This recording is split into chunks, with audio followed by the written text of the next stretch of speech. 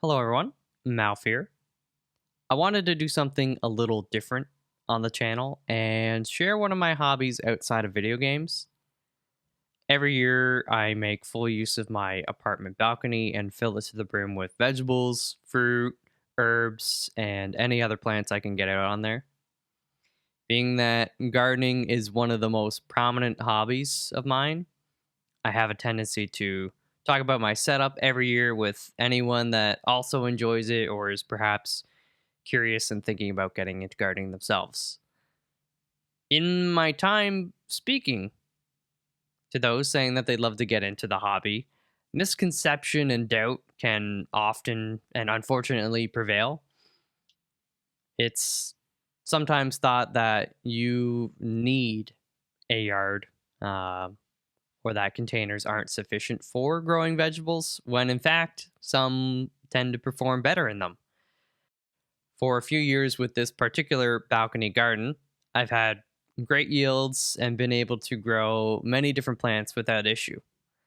Thus, I figured I'd take some time this year to show my process more or less from start to finish. Over the next several months, I'll be doing the occasional update video to show how the plants are coming along, any issues, challenges, and of course, all the triumphs I've had. I think a good many people will be surprised at how straightforward it can be with minimal amounts of research and some willingness to do a small bit of care and maintenance each day. And then, of course, a small dash of patience. For this particular video, I'll be spending more time explaining the setup and my methods and all that stuff going into it. And the little bit of progress that's been made so far. So this would be maybe a special or more special video in this series, in that it's less about the actual update and just more about the overall kind of mini series we'll have throughout the year. But of course, now it's time to get you caught up on the first part of the process. The very first step for me is always research and planning out all I want to grow in the upcoming season. This usually happens months prior, as I need to make sure that I'll be able to get my hands on any of the seeds and plants that I'm thinking of growing. Research will typically entail talking to friends and family about what they've grown in prior years, and it usually leads to me being convinced that I've got to try this or that thing that I've never given a shot or I didn't know about that they've had great success with. As well, I often browse through various seed seller websites and catalogs to get an idea of the selection they'll have and perhaps see if anything catches my eye.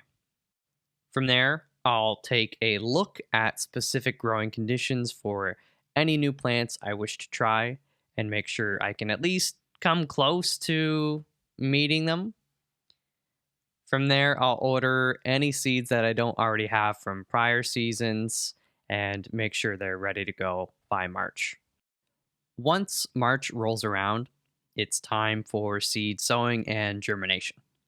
Though one thing to keep in mind is that this step is really not necessary, as you could simply go to your local greenhouse and buy some already growing plants and bring them home to keep growing there.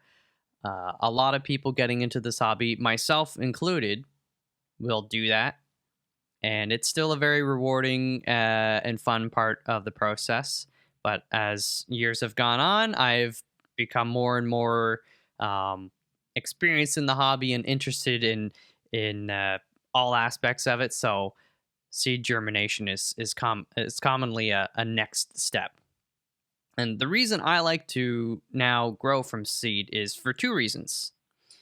One, most greenhouses will only carry the more common varieties of vegetables and herbs and whatever else you're looking for because they tend to sell better. So you might not be able to get what you're specifically looking for at all times. So by starting from seed, I know that I can go online and very easily order just about anything I want, and shipping seed packets, which are fairly small and light, is a lot easier and cheaper than dealing with already growing plants. So, part two, or reason two, is that a big part of the joy I derive from this hobby is just watching the plants grow. So, seeing them first emerge from the soil is an extra bit rewarding because I know that I sowed the seed and kept it in good condition, and finally watching it pop out of the soil for the first time is, it's a really nice experience. It's hard to explain until you've experienced for yourself, and then you'll know. Referring back to the planting stage will help determine when exactly I sow certain seeds. Some can wait later into May to be sowed directly outdoors in their final container, whereas others that you see here will ideally start around early to mid March. Many plants like tomatoes and peppers will take a while to grow and mature before they can produce fruit. So, starting indoors earlier in the year is a fairly important step if you want to ensure a decent yield from them, or a yield at all. As such, seeds are sowed and kept indoors until around mid May. Here, I have some basic seed starter trays with some soil that is specially formulated for better seed germination and root development. That said, I've used other stuff in the past seasons, and they've all done a great job, and I've been able to grow everything successfully from them. So the only reason I went with this soil is because it was on sale, and the other stuff that I typically would have gone with was all out of stock. So I have 3 trays here, each with 32 cells. My personal method this year that I'm trying is to allocate 2 cells for each specific plant and sow 2 seeds per cell, with a few exceptions. The reason behind this is that not all seeds will germinate, so this increases the chance that I'll have at least one successful germination per plant that I'm trying to grow. In the case that multiple seeds germinate, I'll simply cut the weaker of the two at the base of the stem and let the other one flourish and grow. This is important because, again, as they get larger and if they're sharing the same space, you don't want them competing for resources because then really neither one of them is going to grow well. As you can see, many plants have already sprouted and are now in search of light. To ensure they don't get too long and straggly looking, I've positioned an old aquarium light fixture above. This isn't necessary, as you could just move them closer to a window and let natural light do its trick. But since I wasn't using this light fixture, I figured why not? And the plants so far seem to be happy with it. But again, in past years, I have gone with the natural light method, just push them closer to any window, and honestly, that's been more than sufficient for me. Right now, it is a bit hard to tell one plant from the next based solely on their appearance.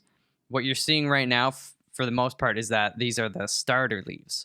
So whether it's a tomato or a pepper, they're going to kind of look the same at this stage, but soon they will start to develop more clearly a first true set of leaves, and they'll be much more distinguishable. You'll say, that's a tomato leaf. Oh, that's a pepper leaf. Oh, that's a, whatever leaf it is, they'll become much more distinguishable.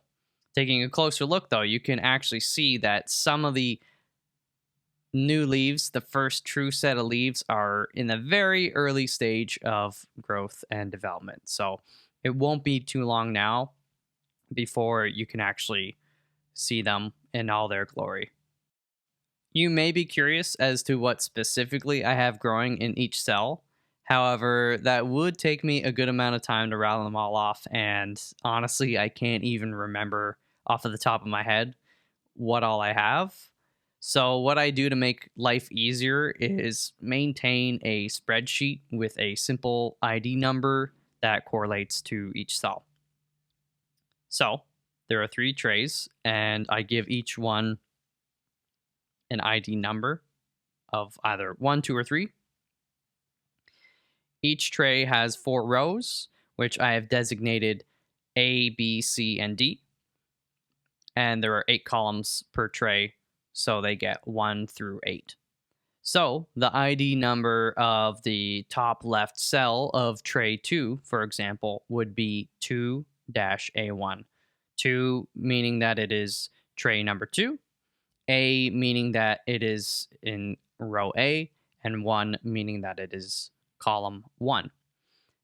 Then, to know what exactly the plant is in this tray or in this cell, I find the ID number and I look it up in the spreadsheet and see that it is a giant ristra pepper. That's a pretty easy way to do this for me because since the cells are small and I don't want to have to put a million toothpicks or popsicle sticks or labels in each cell, this just works a lot better for me. In tray 1, it's primarily it's the herbs for the most part that I have here. So things like oregano, lavender, rosemary, thyme, all those kinds of herbs. So they're growing in here. I like to keep them kind of together. In tray 2, it's 100% peppers. This is what I grow by far the most variety of, I would say, and even more so this year than last year. It seems to be getting out of hand, but I like to grow everything from not spicy at all to about as spicy as I can get my hands on. So you'll have stuff like the Jimmy Nardello Sweet, which are not spicy but very delicious. Or things on the more mild side, of course, pepperoncini and jalapenos and serranos. And then, of course, things in the middle of the road, I'd say, your habaneros and your Scotch bonnets and things of that Scoville range. And then going all the way up to Carolina Reaper being the hottest for sure.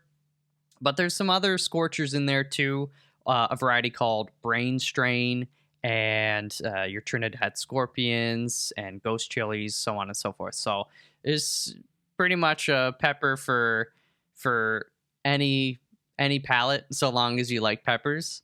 And of course, I'll be doing all sorts of fun stuff with these once they actually fruit out.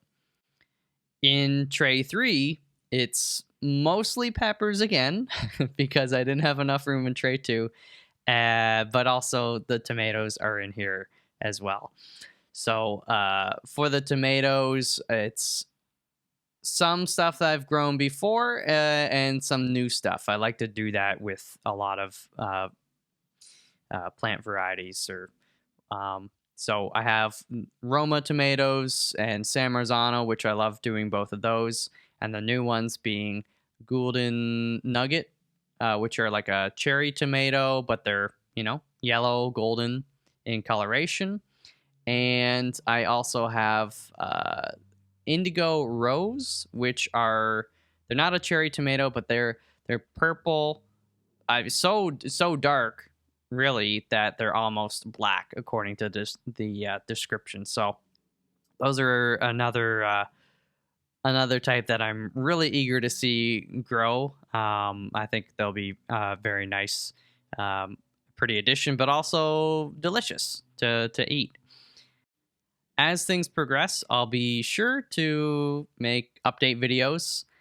I'm by no means an expert, and I learn a good many things every year that I do this, but I figured it'd be cool to share my experience with people as I go.